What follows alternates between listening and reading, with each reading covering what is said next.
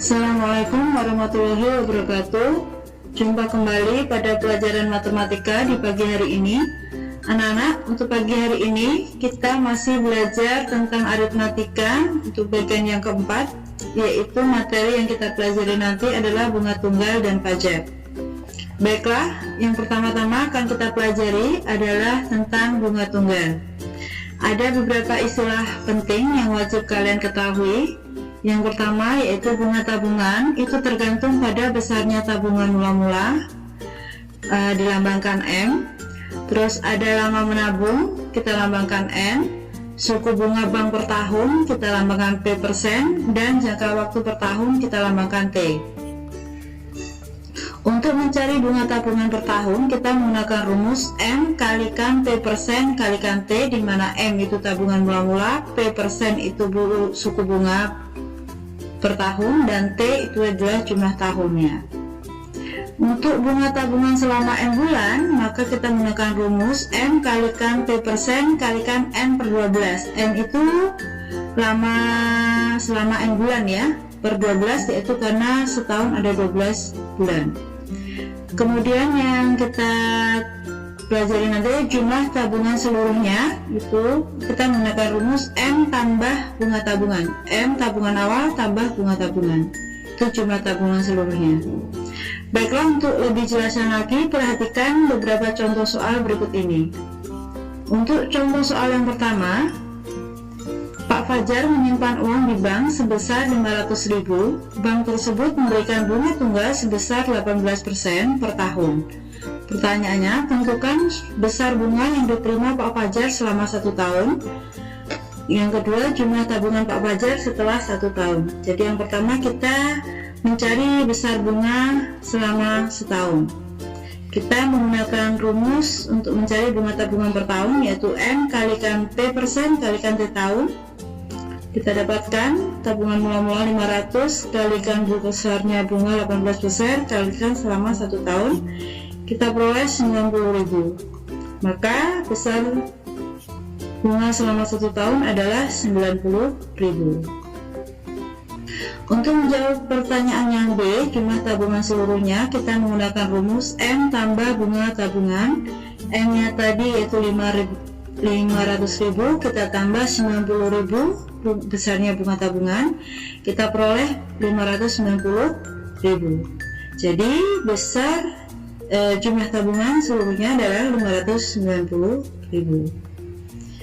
Untuk contoh berikutnya, Dewi meminjam uang sebesar 6.500.000 dari bank selama 2 tahun dengan tingkat suku bunga tunggal 6% per tahun. Pertanyaannya, tentukan bunga yang harus dibayarkan Dewi. Yang B, jumlah uang yang harus dikembalikan Dewi.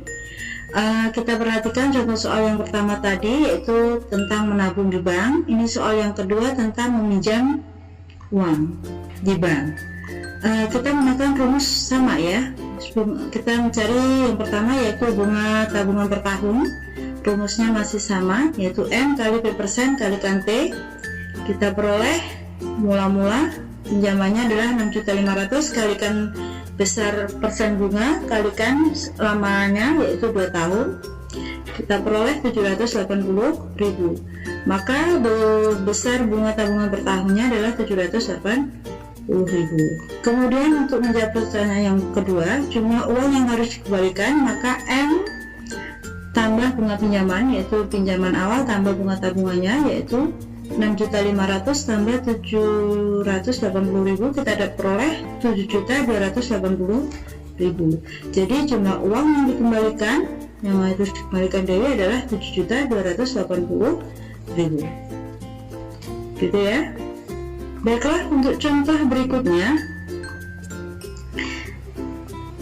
Fania mengembalikan pinjaman senilai 14.500.000 pada akhir tahun kelima kepada bank. Jika dia meminjam 10 juta, maka berapa tingkat bunga per tahun yang dikenakan bank? Penyelesaiannya kita ketahui pinjaman awal yaitu 10 juta, terus bunga tabungan setelah 5 tahun yaitu 14 14.500.000 kurangi 10 juta, kita peroleh 4.500.000. Ini besar bunga tabung pinjaman ya, bukan bunga tabungan ya. Kemudian jadi bunga tabungan per tahunnya adalah 4.500.000 sama dengan M nya 10 juta, P nya persen yang kita cari, besarnya bunga, kalikan 5 tahun karena jangka waktu 5 tahun ya. Kita peroleh seperti itu, 5 kalikan 10 juta 50 juta, P per 100, kita peroleh P sama dengan 4.500.000 dibagi 500.000, kita peroleh 9. Jadi besarnya tingkat bunga adalah 9%. Untuk contoh berikutnya, Tiara menyimpan uang di bank sebesar 750.000. Bank itu memberi bunga tunggal sebesar 12% per tahun. Jika jumlah simpanan Tiara sekarang 810.000, maka lama Tiara menabung adalah, sekarang kita cari berapa bulan lama menabungnya ya. M nya menyimpan tabungan awalnya 750, P nya bunganya adalah 12%, jumlah tabungannya setelah N bulan adalah 810. Kita cari bunga tabungan selama N bulan dulu, yaitu 810.000, kita kurangi 750, kita peroleh 60.000. Setelah itu kita menggunakan rumus bunga tabungan selama N bulan, yaitu M kalikan P persen kalikan N per 12. Kita peroleh tadi bunga tabungan selama N bulan yaitu 60.000 sama dengan M nya 750.000 kalikan persen bunganya 12/100 kalikan N per 12. Ini bisa kita sederhana kita coret ya. Ini kita coret, kita peroleh 60.000 sama dengan 7.500 kalikan N, maka N sama dengan 60.000 bagi 7.500. Kita dapatkan N 8. Jadi lama menabungnya adalah 8 bulan. Baiklah, kita melanjutkan ke materi berikutnya, yaitu tentang pajak. Pajak yang akan kita pelajari ada dua, yaitu pajak pertambahan nilai atau PPN dan pajak penghasilan atau PPH. Pajak pertambahan nilai adalah pajak yang dikenakan terhadap suatu pembelian barang. Yang PPN, ya, kita mencari PPN itu sama dengan persen pajak kalikan harga barang awal. Kalau harga setelah kena pajak yaitu harga awal tambah PPN ya. Kemudian ada pajak penghasilan, adalah pajak yang dikenakan pada penghasilan seseorang apabila melewati batas minimal yang ditentukan. PPH ya, PPH adalah pajak yang dikenakan pada penghasilan seseorang apabila melewati batas minimal yang ditentukan. PPH adalah persen pajak kalikan penghasilan kena pajak. Penghasilan kena pajak sama dengan penghasilan awal kurangi penghasilan tidak kena pajak. Penghasilan yang diterima sama dengan penghasilan awal kurangi PPH. Untuk lebih jelasnya, perhatikan contoh-contoh soal berikut ini. Contoh soal yang pertama, Bintang membeli kipas angin seharga 250.000. Jika PPN adalah 10%, berapa keseluruhan uang yang harus dibayar Bintang beserta pajaknya? Penjelasannya, kita cari PPN-nya dulu, yaitu 10% dari harga barang ya. Jadi kita dapat peroleh 25.000. Kemudian harga setelah kena pajak berarti harga awal tambah PPN. Harga awalnya 250 tambah 25.000, kita peroleh 275.000. Inilah harga yang harus dibayar oleh Bintang, yaitu 275.000. Baik, kita lanjutkan ke contoh soal berikutnya. Harga pembelian sebuah celana adalah 300.000. Jika diskonnya 5% dan PPN-nya 15%, maka jumlah uang yang harus dibayar untuk membeli celana tersebut adalah. Penjelasannya, harga celana setelah diskon. Ini materinya masih ada katanya dengan materi sebelumnya tentang mencari harga setelah diskon, yaitu 100% kurangi 5% diskonnya. Kita dapatkan 95/100 atau 95% kalikan 300.000, kita peroleh 285.000. Maka PPN-nya adalah 15% dari harga diskon tadi, yaitu 15/100 kalikan 285.000, kita peroleh 42.750.